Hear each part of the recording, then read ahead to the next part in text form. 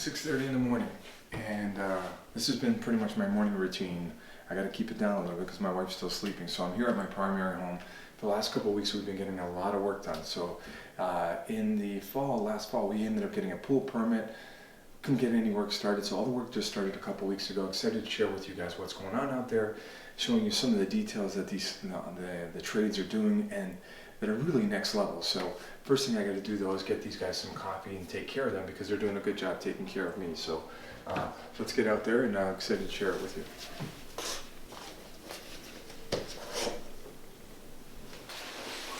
Even though it's April, it's like literally freezing outside. And since we're going to be out there for a bit, you don't want to hate on me for wearing a winter jacket. Let's go. So as you can tell, this house was fully landscaped. However, what we've done is it's a corner lot, so we're actually connecting the front of the house to the side of the house, so you have a walkway. Here we had a courtyard. We're going to be adding another courtyard in this area. By the way, landscaping is one of the best investments you can do in your house because typically if you're doing a kitchen, a washroom, that stuff within 10-15 years gets dated, where landscaping literally can last 20-25 years or even longer. So it's a really good investment, and by extending the landscaping as we've done here, you can see you're really overemphasizing the front facade of the house and the front elevation, making it look that much bigger. So let me get these copies over to the guys.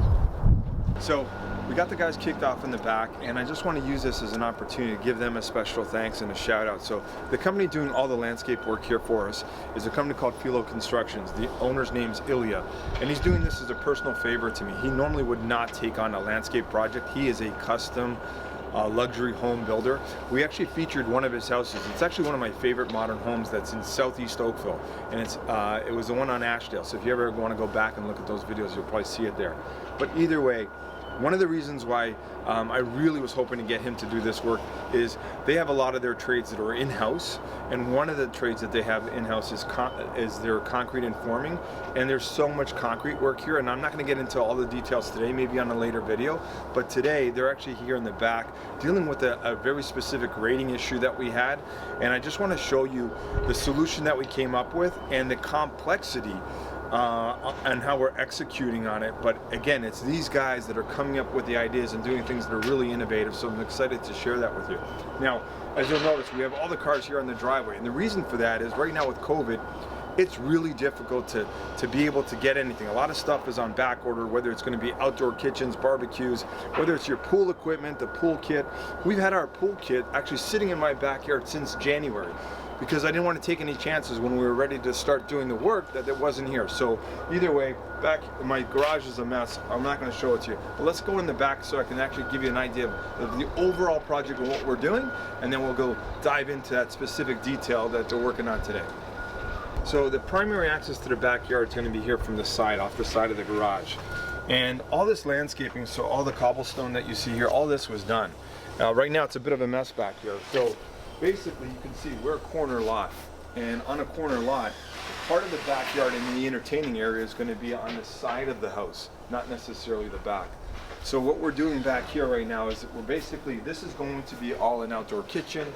We'll have our barbecue here, fridges, drawers, and then we're going to extend a counter that's going to be basically all wall mounted with this like a Caesar stone countertop and a backsplash.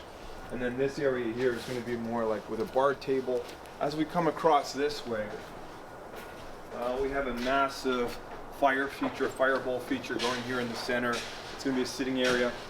We also ordered an awning, and this is a really cool feature that we're excited that's going to be delivered soon. But in this courtyard where you're going to have basically your patio area with your table and chairs for dining, there's going to be an automated awning with these large louvers that when they close they have LED lights, so that will actually keep this area really dry in case it's raining. And then in the front of that there'll be a phantom screen. All of it's automated. So as we come across this way, you'll notice there was already a pergola in here, but what we're going to do is we're going to create this as a sitting area. So there'll be basically on this side some couches, some chairs. On this side here we're creating like a TV feature, and now you can see where the pool is going in here on the end. Now, because this lot, again, being a corner, we had this space in the back that really becomes the entertainment area, but this is the area that we're actually leveraging to do the pool. So the pool is actually, it's going to be a vinyl liner pool. We did a Baja ledge area so that we're going to have some loungers sitting in the shallow end, and you got a couple of steps down. Now we chose to go with a deep end so that you can dive into it. So the pool is about 8 feet deep. But the challenge here is when you're working with such a small space between the house and the pool is how do you create the proper grading? So what we got going on here is that the perimeter around this pool is going to be finished in a architectural concrete. So that's all the forming that you see here. This little track system that you see put in, this is actually going to be an automated cover. That was actually that we got from CoverStar, so that's going to be another really cool feature. But what's going on here that's really unique is this whole thing that's being installed is actually a trough. And because of the space here, we had some draining issues, and we wanted to make sure any of the water would actually go into an area that we can actually carry away from the property. So what this trough looks like is actually going to be, this is it. And sometimes you'll see something like this in front of a garage where it's sloping. Other times you will see it around a pool. But I did not want to see this detail because it isn't that pretty. So what we decided to do is we were actually going to turn around and have this formed into the concrete. So this is why you're seeing this track being put in here. And they've removed the cover, so this cover's been removed, and they've added this forming on top of it. And the reason for that is that this trough now is actually going to sit about an inch below all the concrete. Because the intent is once this is all formed and all the concrete is in, on top of this cover, we're actually going to PL, we're going to actually adhere onto here the artificial turf. So this is going to be a detail with artificial turf that'll sit on top of it. So water will still be able to drain. And if ever I'm like power washing or washing things down, I can remove the cover and any of the debris and the dirt will go directly into this trough. So it is pretty difficult to pull this off because when we're pouring our concrete, we don't want this to move. So what they've already done is they've leveled everything off here.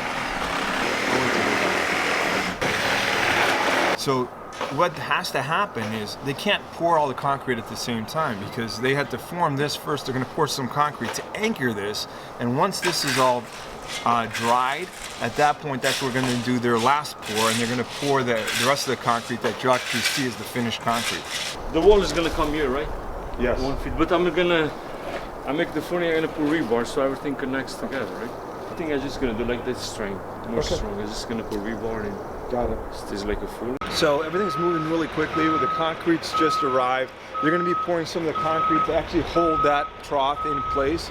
And at the same time, we're going to have a feature wall here on the side of the pool on the deep end that's going to have a waterfall feature. Originally, we were going to do that in brick to match the house. However, because of the concrete, we're going to actually do it in the architectural concrete. So you'll see the sonotubes are in here now. They're going to be pouring the concrete in there so that we have a nice stable platform that's not going to move in the future to actually support that wall.